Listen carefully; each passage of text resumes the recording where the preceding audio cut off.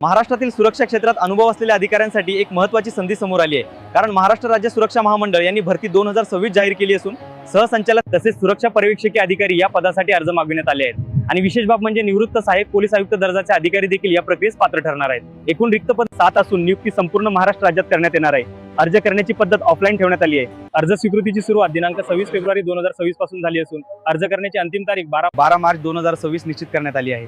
इच्छुक व पात्र उमेदवारांनी आपला अर्ज पोलीस महासंचालक तथा व्यवस्थापकीय संचालक महाराष्ट्र राज्य सुरक्षा महामंडळ मुंबई सेंटर 132 मजला world trade centre cup parade Mumbai 40005 या पत्त्यावर पाठवायचा आहे।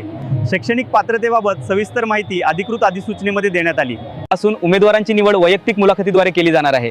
त्यामुळे अनुभवी अधिकाऱ्यांनी ही संधी दवडू नये आणि दिलेल्या मुदतीत अर्ज सादर करावा अशी माहिती महामंडळाकडून देण्यात आली आहे। या भरतीची अधिकृत पीडीएफ जर तुम्हाला हवी असेल तर व्हिडिओच्या शेवटी एक QR कोड दिसेल, तो स्कॅन करा आणि आमच्या टेलिग्राम चॅनलला जॉईन करा। तिथे या भरतीची पीडीएफ दिली आहे। तसेच आपल्या सर्व ग्रुपला हा व्हिडिओ नक्की शेअर करा। आणि हो, मी फक्त तुझ्यासाठी अशाच अनेक नोकरीबद्दल महत्त्वाची माहिती घेऊन येत असतो, तर किमान माझ्यासाठी एक लाईक आणि फॉलो नक्की कर।